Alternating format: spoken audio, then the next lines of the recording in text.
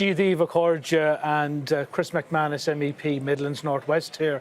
And I want to welcome you today to the European Parliament here in Brussels, where we are launching the academic research paper entitled Making the Case for Irish Unity in the EU, authored by Professor Colin Harvey and Mark Bassett. And I'm delighted that we are being joined today by the two authors, Colin and Mark, and also by my colleague Martina Anderson, former MEP and Head of European Outreach for Sinn Féin. So, Colin and Mark, first things first, can you maybe just tell us a bit more about the report and maybe your approach in how you came to put it together? Well, maybe if just start the discussion, Chris. First of all, delighted to be here and delighted to actually launch the report today. As you know, the report is an independent legal and academic report produced by myself and Mark, and it really follows on from our 2019 report about essentially the role of the European Union in the debate around United Ireland. I suppose a number of introductory points would really be, this is a Good Friday Agreement conversation in a sense. Obviously, the choice is there in the Good Friday Agreement. Brexit has intensified the interest in this debate. In the report we talk about the state of the current constitutional conversation. The amount of research that's being done is really, really quite remarkable. And that's very, very welcome to see. A lot of people are engaged in this discussion. I suppose the headline really ultimately is there's now an automatic way back to the there is an automatic way back to the European Union. The European Council's made that clear in April 2017. So really what the report is doing, following on from our earlier report, is spelling out the implications of that. I think today really to say that, the first available way back to the European Union is via the Good Friday Agreement. And what we want to make clear is that there's a lot of planning and preparing going on, but really, is the European Union doing enough? And I suppose our sense is not at the moment, and it could do more.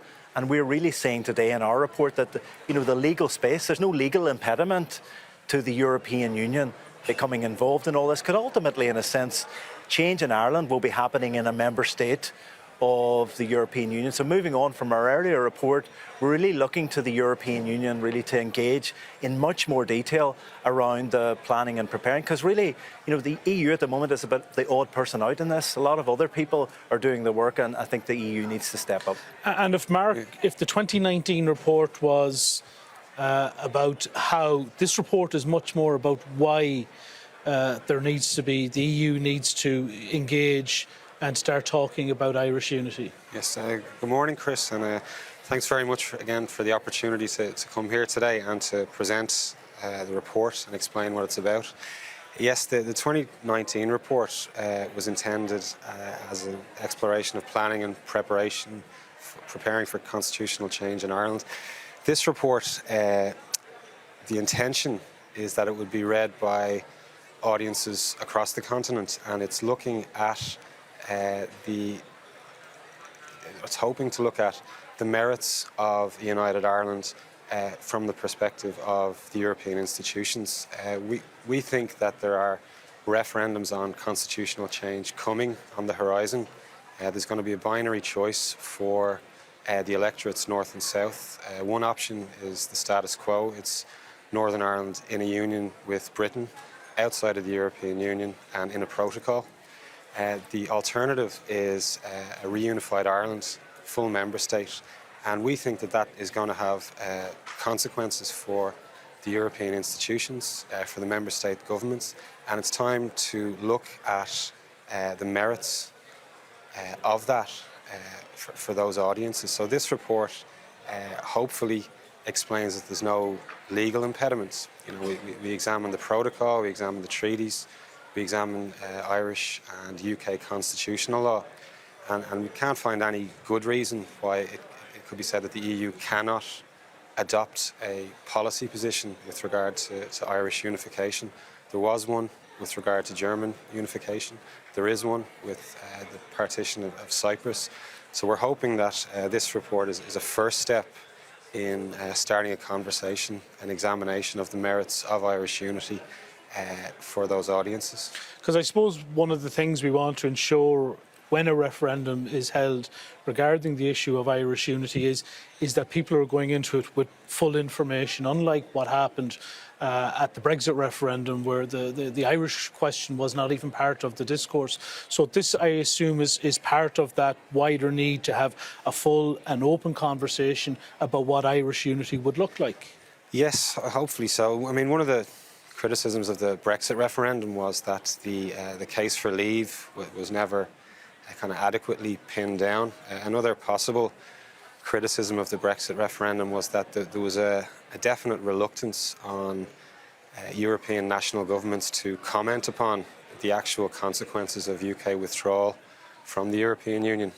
Maybe the same could be said in some aspects of the institution. So the EU has a role in explaining clearly and dispassionately what the consequences are for a reunified Ireland as a member state of the European Union. We've touched on some of it in the report. There's going to be a change in representation in the institutions. One possible point of difficulty, we think, is that the status of British citizens resident in Ireland needs specific protections for free movement rights, for voting rights, and that's going to require a reaction from the lawmaking institutions here on the continent. So that's some of the points that are made in the reports. The other is the economic and monetary union consequences for United Ireland. Now, we've tried to identify the relevant law, give a straightforward explanation for it, but a lot of that work is going to have to be taken on by others, by economists also. And Colin, you're well known as a leading voice within Ireland's future. So how does this report add to the constitutional conversation that's going on back home in Ireland? Well, one of the things the report points out is just how many people are collectively engaged in this preparatory work now, and I have to say it's really, really heartening to see, whether that's within universities and research institutes. Political parties are also doing thinking around this, the work of the Shared Island Unit, the work of Ireland's Future as well.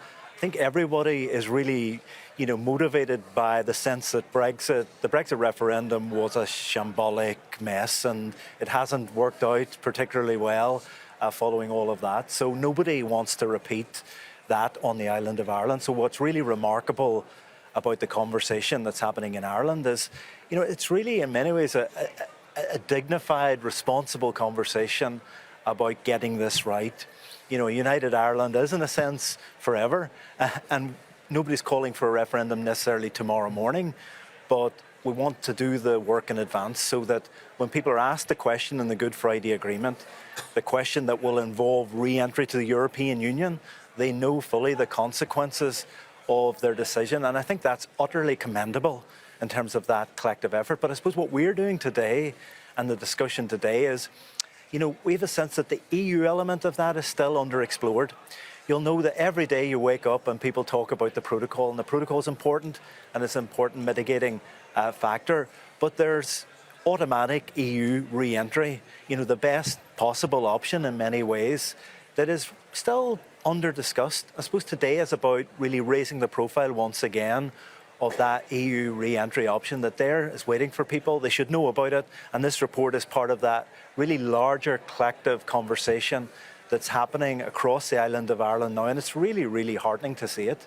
And Martina, while we know that conversation is being had across the island of Ireland, as somebody who's involved in European outreach and engaging at national parliament level, not only with governments, but also with parliamentarians, with NGOs, with academics, with other civic society across Europe, how does this document assist that discussion that you're having at a European level? Well, like others, thank you for having us here. Thank the group for launching this and commissioning this report.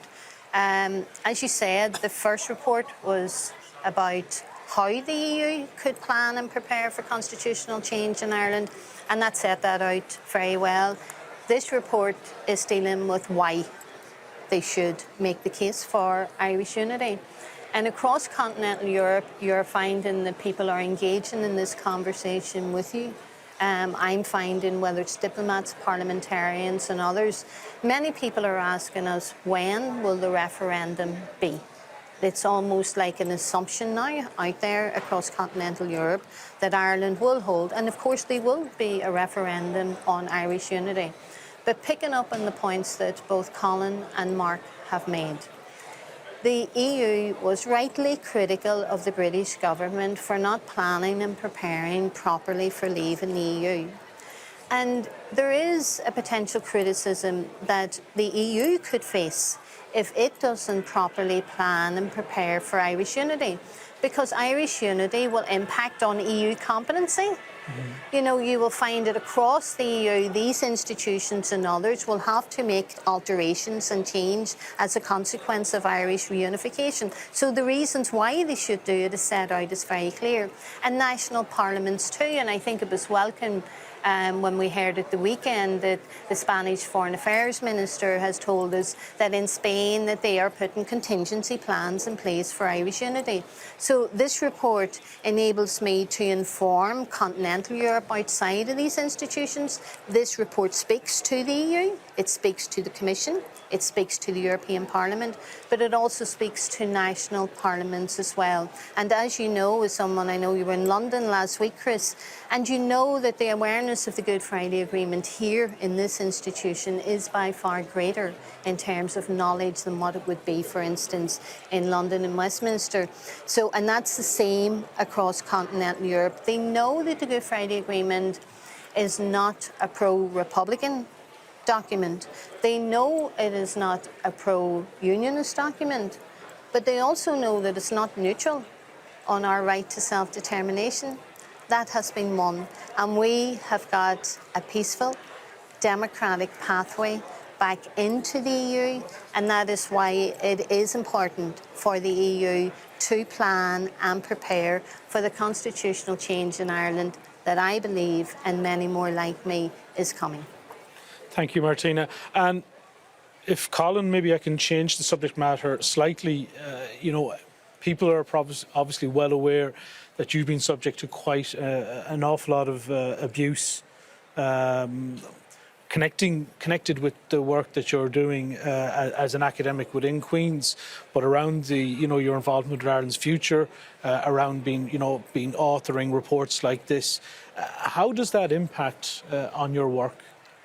I suppose the first thing is, Chris, there's been a fairly well-documented campaign, and I've spoken very openly about that. And the reason for doing that is I do want to call that out publicly and, you know, let people know that that's happening, but also challenge it as well. Because in a sense, how will it affect? It won't affect my work at all in terms of continuing to do the work that I've been doing over many years. I won't be derailed or distracted really from doing that. I'll continue. But there's a bigger collective question here. I think it's a strategic question for all of us really involved in the conversation about a united Ireland, is carving out the space to have this discussion about constitutional change in a peaceful and democratic way, guided by the Good Friday Agreement. So there's my own situation, which is well known, and in terms of the role of political parties and social media and traditional media, and just the storm that's been really created around my role at Queen's in this work. Like, I see myself as living out the words of the Good Friday Agreement, of taking those seriously and realising those in practice. So I tend to continue with that.